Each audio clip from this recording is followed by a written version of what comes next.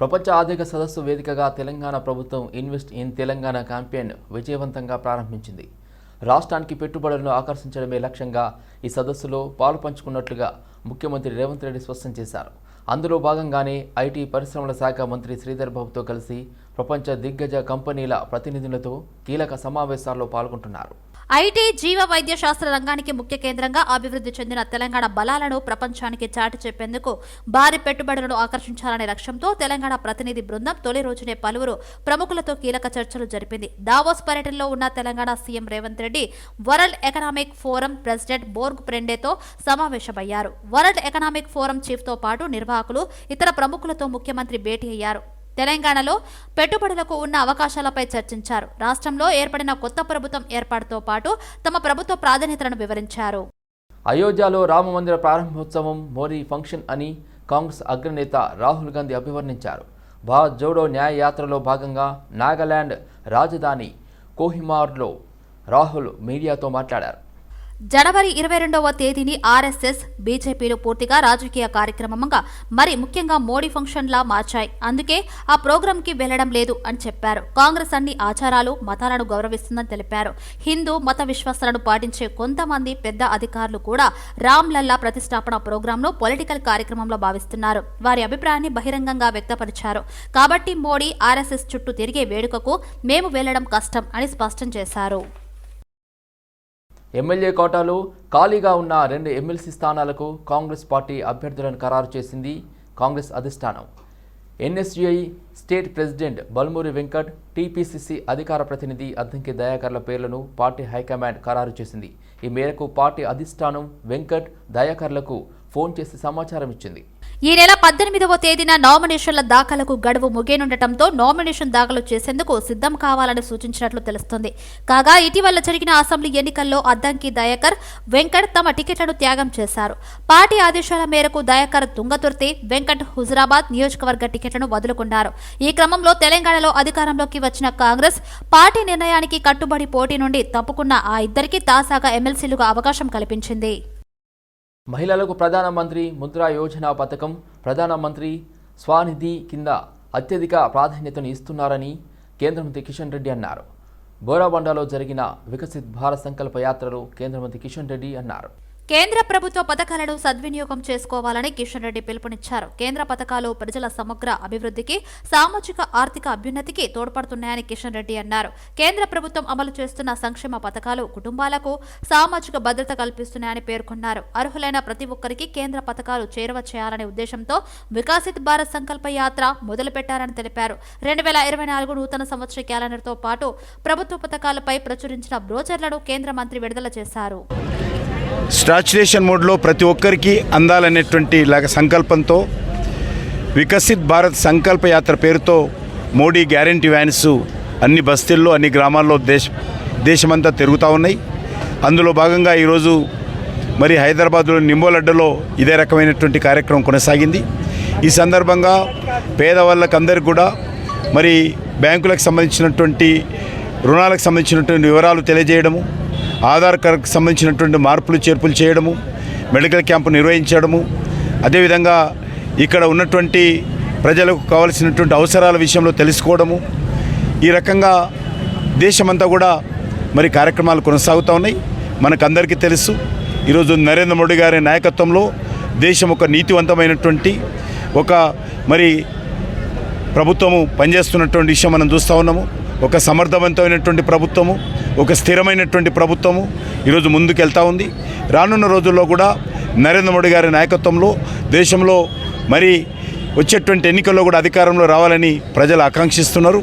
ఆ దిశలోనే ఈరోజు ఎక్కడ చూసినా కూడా నరేంద్ర మోడీ గారి నేతృత్వంలో ఉన్నటువంటి ప్రభుత్వం మళ్ళీ రావాలనేటువంటి ఆకాంక్షతో అన్ని వర్గాల ప్రజలు.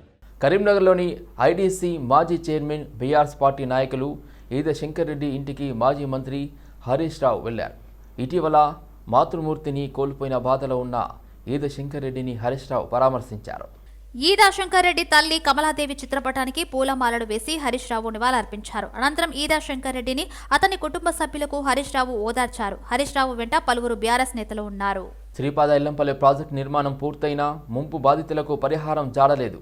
అధికారుల చుట్టూ తిరిగి ఆసిపోయిన నిర్వాసితులు బతికుండగా పరిహారానికి నోచుకుంటామో లేదోనని ఆవేదన వ్యక్తం చేస్తున్నారు. 10 ఏళ్లుగా ఊరిడిచి వెళ్లలేక అక్కడే ఉండలేక నానా అవస్థలు పడుతూ ఓ పాఠశాలలో తలదాచుకుంటున్నారు. ఇప్పుడు అది కూడా శిథిలావస్థకు చేరడంతో 135 కుటుంబాల పరిస్థితి దయనీయంగా మారింది. కొత్తగా వచ్చిన ప్రభుత్వమైనా ఆదుకుంటుందేమోనని ఆశతో ముందుకు సాగుతున్నారు. కేంద్ర ప్రభుత్వం దేశవ్యాప్తంగా వెనుకబడిన తెగలు, జాతులకు సంక్షేమ అభివృద్ధి ఫలాలు అందించేందుకు జనజాతి ఆదివాసీ న్యాయ మహా అభియాన్ పథకాన్ని ప్రారంభించడం అభినందనీయమని మాజీ మంత్రి ఎంపీ రవీంద్రనాయక్ అన్నారు. ఈ సందర్భంగా ప్రధాని మోదీకి గిరిజనులు, ఆదివాసీల తరపున ప్రత్యేక ధన్యవాదాలు తెలిపారు. కేసీఆర్ ప్రభుత్వంలో ఐటీడీఏలు ట్రైకార్ పథకం నిర్వీర్యమైందని మండిపడ్డారు. ఆర్టికల్ 275 ద్వారా వచ్చే నిధులను దుర్వినియోగం చేసి గిరిజనులకు అందాల్సిన ఫలాలను దక్కనివ్వకుండా ద్రోహం చేశారని ఆరోపించారు. తాండా పంచాయతీలకు రెవెన్యూ లేకుండా చేసిన ఘనత బీఆర్ఎస్ ప్రభుత్వానిదేనని తీవ్ర విమర్శలు చేశారు. తెలంగాణలో ఎస్సీ, ఎస్టీ కమిషన్ను విభజించి గిరిజన కమిషన్ను వెంటనే ఏర్పాటు చేయాలని ఆయన కోరారు. 8 మంది గిరిజనులను మంత్రివర్గంలో తీసుకోవడం చరిత్రలో ముఖ్యమైనటువంటి ఘట్టం. అదే రకంగా చెప్పుకుంటూ పోతే సబ్కా సాత్ అనే నినాదాన్ని, సబ్కా వికాస్ అనే నినాదాన్ని నిజం చేస్తూ ఈరోజు మరి గిరిజనుల అభివృద్ధి కాకుండా అందులో ఉన్నటువంటి యొక్క ఏదైతే ప్రిమిటివ్ ట్రైబల్స్ ఉన్నారో వాటికి మరి 24,000 కోట్లతో ప్రత్యేకమైనటువంటి ప్రణాళిక మరి రూపొందించి నిన్న 15వ తేదీ నుంచి ప్రారంభించడం.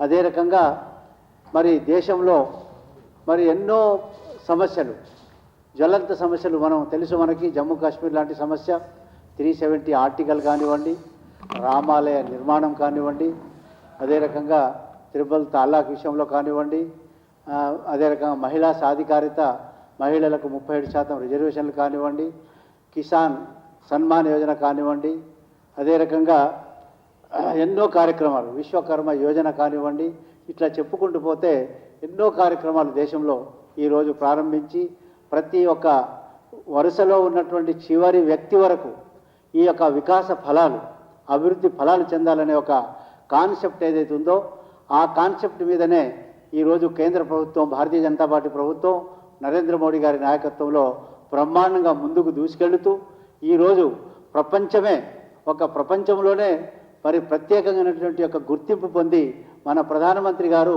నిజంగా ప్రపంచాన్ని కూడా మరి ఈరోజు దిశానిర్దేశం చేసేటువంటి యొక్క పరిస్థితి ఈరోజు ఉందంటే ప్రపంచ దేశాలే వేనోళ్ళ పొగుడుతున్నటువంటి సందర్భం. ఇటువంటి నాయకత్వం, మోదీ గారి నాయకత్వంలో ఈరోజు మరి తెలంగాణలో ఉన్నటువంటి యొక్క గిరిజనుల భవిష్యత్తు కూడా బాగా ఉంటుంది రేపు రాబోయే కాలంలో. ఏపీ పీసీసీ అధ్యక్షురాలిగా వైఎస్ షర్మిల నియమితులయ్యారు. ఈ మేరకు కాంగ్రెస్ అధిష్టానం ప్రకటించింది. ఈ నిర్ణయం తక్షణమే అమల్లోకి వస్తుందని తెలిపింది. ఇప్పటి వరకు రాష్ట్ర కాంగ్రెస్ అధ్యక్షుడిగా ఉన్న గిడుగు రుద్రరాజును సిడబ్ల్యూసీ ప్రత్యేక ఆహ్వానితునిగా నియమించింది. వైఎస్ఆర్ తెలంగాణ పార్టీ స్థాపించిన షర్మిల ఇటీవల కాంగ్రెస్ లో చేరి ఆ పార్టీని విలీనం చేశారు. ఢిల్లీలో ఏఐసీసీ అధ్యక్షుడు మల్లికార్జున్ ఖార్గే, అగ్రనేత రాహుల్ గాంధీ ఆమెను పార్టీలోకి ఆహ్వానించారు. షర్మిల కాంగ్రెస్ లో చేరినప్పుడే ఏపీ బాధ్యతలు అప్పగిస్తారనే ప్రచారం జోరుగా జరిగింది. దాన్ని నిజం చేస్తూ కాంగ్రెస్ అధిష్టానం ఏపీ పీసీసీ చీఫ్ బాధ్యతలను ఆమెకు కట్టబెట్టింది. అసెంబ్లీ ఎన్నికల్లో ఎస్టీ విభాగం చేసిన పనితీరు పార్లమెంటు ఎన్నికలకు అదే విధంగా పనిచేయాలి అని దిశానిర్దేశం చేయడమే అజెండాగా రేపు కాంగ్రెస్ ఎస్టీ విభాగం కార్యవర్గ సమావేశం నిర్వహిస్తామని బెల్లయ్య నాయక్ అన్నారు. అసెంబ్లీ ఎన్నికల్లో పనిచేసిన దానికంటే ఎక్కువ ఉత్సాహంతో పార్లమెంట్ ఎన్నికల్లో రాహుల్ గాంధీ గారిని ప్రధానమంత్రి చేయాలనేటటువంటి లక్ష్యంతో రేపటి సమావేశాన్ని ఆర్గనైజ్ చేస్తూ ఉన్నాం. మొత్తం గిరిజన విభాగం అంతా కూడా అసెంబ్లీలో వచ్చిన దానికంటే మెజారిటీ ఎక్కువ ఓట్లు, గిరిజన ఓట్లు కాంగ్రెస్ పార్టీకి వచ్చేటట్టు పార్లమెంట్లో కూడా వచ్చేటట్టు చేయడం అనేటటువంటి దీని ఉద్దేశం. దీంతో పాటుగా మీ అందరికీ తెలుసు, రాహుల్ గాంధీ గారు నిన్న 14వ తారీఖు నాడు మణిపూర్ నుంచి 15 రాష్ట్రాల గుండా ముంబై వరకు, మహారాష్ట్ర ముంబై వరకు యాత్రను మొదలుపెట్టారు. భారత్ జోడో న్యాయ యాత్ర. ఆ యాత్ర ఉద్దేశాలు, లక్ష్యాలు మొత్తం ఈ రాష్ట్రంలో ఉన్నటువంటి 40 లక్షల మంది గిరిజనుల కుటుంబాలకు చేర్చాలనేటటువంటి ఆలోచనను కూడా గిరిజన విభాగం చేస్తూ ఉంది. రాహుల్ గాంధీ గారు ఏమంటున్నారంటే, భారతదేశంలో భారత రాజ్యాంగం ప్రకారం అందరికీ న్యాయం జరగాల్సినటువంటి అవసరం ఉంది. ఆ న్యాయం ఇప్పుడు జరగట్లేదు. సామాజిక న్యాయం అమలు కావాల్సినటువంటి అవసరం ఉందని చెప్పి ఆయన కోరుతా ఉన్నాడు. భారత రాజ్యాంగ ప్రియాంబుల్లో ఉన్నటువంటి స్వేచ్ఛ, సమానత్వం, సౌభ్రాతత్వం.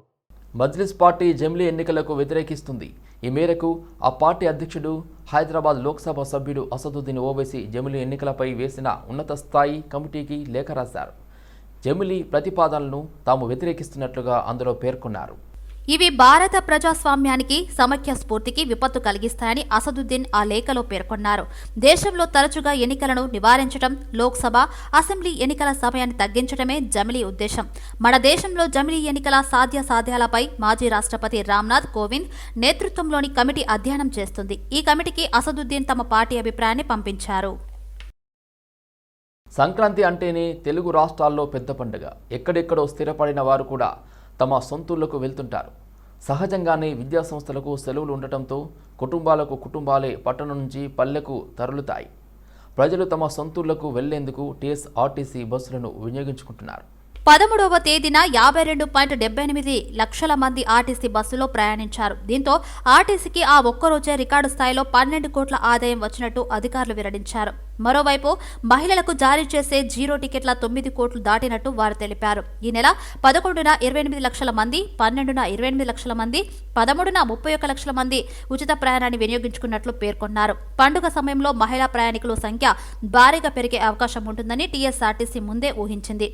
అందుకు తగ్గ విధంగా ప్రణాళికలు సైతం సిద్ధం చేసింది. ముందుగా 4484 ప్రత్యేక బస్సులను ఏర్పాటు చేయాలని భావించింది. కానీ ప్రయాణికుల రద్దీ ఎక్కువగా ఉండటంతో ఈ నెల 11, 12, 13 తేదీల్లోనే 4400 ప్రత్యేక బస్సులను నడిపినట్టు అధికారులు తెలిపారు. ఇప్పటి వరకు మొత్తంగా 6261 ప్రత్యేక బస్సులను నడిపినట్టు వివరించారు. ఎలాంటి అవాంఛనీయ ఘటనలు చోటు చేసుకోకుండా ప్రయాణికుల్ని వారి గమ్యస్థానాలకు చేర్చినట్టు అధికారులు స్పష్టం చేశారు. బడ్జెట్ కసరత్తు ఊపందుకోనుంది. పద్దు ప్రతిపాదనలపై అన్ని శాఖలతో ఆర్థిక శాఖ ప్రత్యేకంగా సమావేశాలు నిర్వహించనుంది.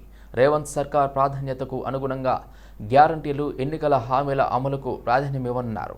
ఉద్యోగ నియామకాలపై ప్రత్యేకంగా దృష్టి సారించనున్నారు. లోక్సభ ఎన్నికల ముందు కేంద్ర ప్రభుత్వం ఓటాన్ అకౌంట్ బడ్జెట్ ప్రవేశపెడుతున్న తరుణంలో రాష్ట్ర ప్రభుత్వం ఓటాన్ అకౌంట్కు వెళ్తుందా లేదా, పూర్తి బడ్జెట్ ప్రవేశపెడతారా అన్న విషయమై స్పష్టత రావాల్సి ఉంది. బీఆర్ఎస్ వర్కింగ్ ప్రెసిడెంట్ కేటీఆర్ తీరు నవ్వుకునేలా ఉందని బీజేపీ రాష్ట్ర కార్యదర్శి ప్రకాష్ రెడ్డి అన్నారు. ఆయన పాలనపై ఇప్పటికే ప్రజలు తీర్పు ఇచ్చారు. కానీ నీతి ఆయోగ్ నివేదికల తన ప్రచారానికి వాడుకోవడం విడ్డూరంగా ఉందన్నారు. పార్లమెంటు ఎన్నికల నేపథ్యంలో సంస్థాగతంగా చాలా మార్పులు చోటు చేసుకుంటున్నాయి. బీజేపీలో 18 నెలలుగా ఖాళీగా ఉన్నటువంటి సంస్థాగత ప్రధాన కార్యదర్శి పదవి కూడా చంద్రశేఖర్ను నియమిస్తూ కేంద్ర నాయకత్వం నిర్ణయాలు తీసుకుంది. ఈ నేపథ్యంలో పార్టీ ఎలా సిద్ధమవుతుంది పార్లమెంట్ ఎన్నికలకు అనే అంశంపై మనతో మాట్లాడేందుకు బీజేపీ కార్యదర్శి, సీనియర్ నేత ప్రకాష్ రెడ్డి మనతో ఉన్నారు. చెప్పండి ప్రకాష్ రెడ్డి గారు, పార్లమెంట్ ఎన్నికలకు చాలా ఎక్కువ సీట్లు సాధించాలన్న పట్టుదలగా కనబడుతుంది పార్టీలో. ఇప్పటికే 18 నెలలుగా ఖాళీగా ఉన్నటువంటి పదవికి కూడా చంద్రశేఖర్ నియమించినారు. ఎట్లా ఉండబోతుంది పార్టీ? నియామకానికి పార్లమెంట్ ఎన్నికలకి ఏం సంబంధం లేదు. వారు రాజస్థాన్, ఉత్తరప్రదేశ్ వాసి, రాజస్థాన్లో పనిచేసినాడు. ఇక్కడికి వచ్చి ఈ పార్లమెంట్ ఎన్నిక 2 నెలల్లో సంస్థాగతంగా ఏదో అయిపోతే పార్టీ ఎన్నికలు గెలవదు. ఇక్కడ ఉన్నటువంటి రాష్ట్ర నాయకత్వం యొక్క స్ట్రాటజీ, రాష్ట్ర నాయకత్వం యొక్క ఎత్తుగడ, రాష్ట్ర నాయకత్వం యొక్క లక్షణంతో దాని యొక్క కెపాసిటీతో గెలుస్తుంది తప్పిస్తే చంద్రశేఖర్ గారు వారు వచ్చిన తర్వాత వారు ఇక్కడ స్థిరపడతారు. ఒకరు 6 నెలలు, ఏడాది తర్వాత. కానీ వారు పూర్తిగా ఈ రాష్ట్రం గురించినట్టు అవగాహన రాదు. వచ్చినాక సంస్థాగత నిర్మాణంలో వాళ్ళు భాగం పంచుకుంటారు. ఆల్రెడీ మనం జనవరి 17వ తారీఖు వచ్చేసినాం. ఇప్పుడు జనవరి 16వ తారీఖు తర్వాత కూడా ఇంకా సంస్థాగత నిర్మాణం అనేటువంటి దాని గురించి ఏబిసిడీ స్టార్ట్ చేయాల్సిన అవసరం లేదు. మన ఎగ్జామ్ దగ్గరకు వచ్చినాక ఏబిసిడీ చదువుకున్నట్టంటే కుదరని పని అది. జస్ట్ మనం ఇంకొక 2 నెలలు 3 నెలల్లో కూడా ఎలక్షన్స్కి పోతున్నాము. ఈ సందర్భంగా జాతీయ పార్టీ మనకు అనేక కార్యక్రమాలు వచ్చింది. సుమారుగా 10 రకాల కార్యక్రమాలు వచ్చింది. 10 రకాల కార్యక్రమాల్లో ఇంటింటి ఊరూరికి బీజేపీ, గావు బీజేపీ జన అని, బీజేపీ పబ్లిసిటీ డిపార్ట్మెంట్లో హోర్డింగ్స్, గోడరాతలు, ఫ్లెక్సీలు, వాటి ఏర్పాట్ల గురించి కానీ, రామజన్మభూమికి సంబంధించినటువంటి కార్యక్రమాలను ఊరూరులో వాటికి సంబంధించినటువంటి వ్యవహారంలో మన యొక్క బీజేపీ చేపట్టినటువంటి విషయాలు కూడా కావచ్చు. చట్టం ప్రకారం ఏ విధంగా ప్రభుత్వం ఏ విధంగా చేస్తుంది, రిజర్వ్ సెక్యులరిజం యొక్క వాదన ఏ విధంగా ఉందని ఆ విషయం కావచ్చు. అట్లా ఒక 10 కార్యక్రమాలను జాతీయ పార్టీ మాకు ఇచ్చింది పిలుపు. అట్లాగే మోర్చాల యొక్క సమ్మేళనాలు, రాష్ట్ర స్థాయి సమ్మేళనాలు, జాతీయ సమ్మేళనం కూడా హైదరాబాద్లో పెద్ద స్థాయిలో ఉండొచ్చు. కిసాన్ మోర్చాది కావచ్చు, మహిళా మోర్చా, ఏదో ఒక సమ్మేళనం హైదరాబాద్లో 1,00,000 మందితో సమ్మేళనం నిర్వహించేటువంటి అవకాశం, జాతీయ స్థాయి సమ్మేళనం, అట్లా అన్ని కార్యక్రమాలు ఒక 10 కార్యక్రమాలు ఇచ్చింది. ఇవి ఎన్నికలు ఫిబ్రవరి 28-29 తారీఖు లోపల పూర్తి చేయడం కోసం. అది ఎన్నికల సమాయత్తం అంటారు. చంద్రశేఖర్ గారి నియామకానికి ఎన్నికలకి ఏం సంబంధం లేదు, దాని ప్రభావం చూపించేది ఏం కాదు. ఎందుకంటే వారు కొత్త వారు వచ్చినాక ఇమ్మీడియట్గా ఏదో అయిపోయింది అనుకునేటువంటి దీంట్లో కూడా ఉండాల్సిన అవసరం లేదు. జాతీయ పార్టీ నిరంతరం మా తెలంగాణ కార్యక్షేత్రం ఉంచుతుంది. దానికి సంబంధించి ఈరోజు క్లస్టర్స్ మీటింగ్ కూడా ఢిల్లీలో జరుగుతుంది. సంస్థలు ఇచ్చే నివేదికలు కాదు, ఆయన ప్రజలు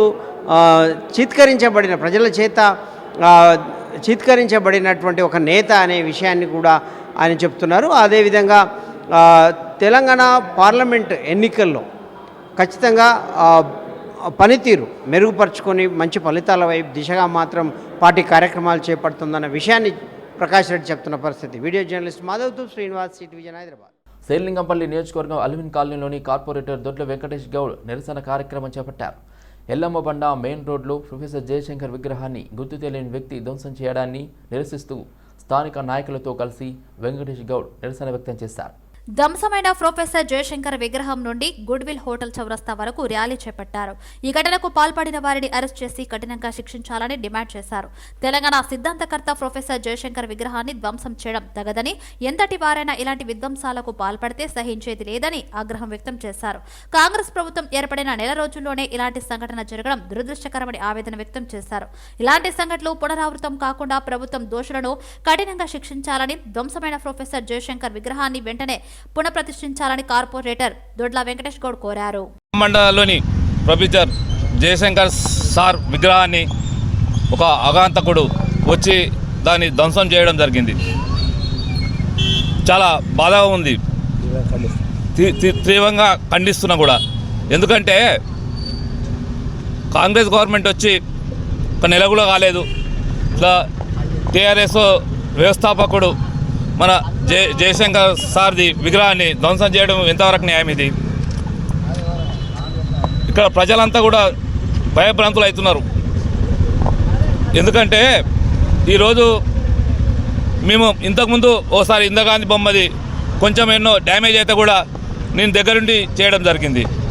ఎన్టీ రామారావు విగ్రహాన్ని కూడా మధ్యలో పెట్టించడం జరిగింది. మేము పార్టీలకు అతీతంగా చెప్తున్నా, ఎందుకంటే ఇవి పార్టీలు కాదు. జయశంకర్ సార్కి ఒక వ్యవస్థాపకుడు తెలంగాణకు, ఆయన విగ్రహం ఇట్లా చేసినందుకు చాలా బాధగా ఉంది. నేను ఒకటే కోరుతున్నా, సీఎం గారిని కానీ, పోలీస్ కమిషనర్ గారిని, మా లోకల్ సిఐని కూడా అందరికీ కోరుతున్నా ఒకటే, అతనికి శిక్ష పడాలి. ఈ విగ్రహాన్ని కూడా గవర్నమెంట్ తరఫున పెట్టాలని. ఎందుకంటే మేము ఇక్కడ ఒక్కసారి కూడా ఈ మా 9.5 సంవత్సరాల్లో కూడా ఒక్కరికి కూడా ఒక చిన్న సంఘటన కూడా ఎక్కడ ఏ బొమ్మ కానీ ఏడ కానీ ఏ జరగలేదు. పార్లమెంట్ ఎన్నికల నేపథ్యంలో బీజేపీ సంస్థాగత నిర్మాణంపై ఫోకస్ పెట్టింది. కొన్ని నెలలుగా ఖాళీగా ఉన్న సంస్థాగత ప్రధాన కార్యదర్శి స్థానాన్ని భర్తీ చేసింది. బీజేపీ పార్టీలో కొన్ని నెలలుగా ఖాళీగా ఉన్నటువంటి సంస్థాగత ప్రధాన కార్యదర్శి పదవి భర్తీ అయింది. ప్రస్తుతం ఆయన రాజస్థాన్లో ఒక బాధ్యతలో, కీలకమైన బాధ్యతల్లో ఉన్నటువంటి చంద్రశేఖర్ను తెలంగాణ బీజేపీ సంస్థాగత ప్రధాన కార్యదర్శిగా కేంద్ర నాయకత్వం నియమించింది. ఈ పదవికి బీజేపీలో చాలా కీలకమైన ప్రాధాన్యత ఉంటుంది.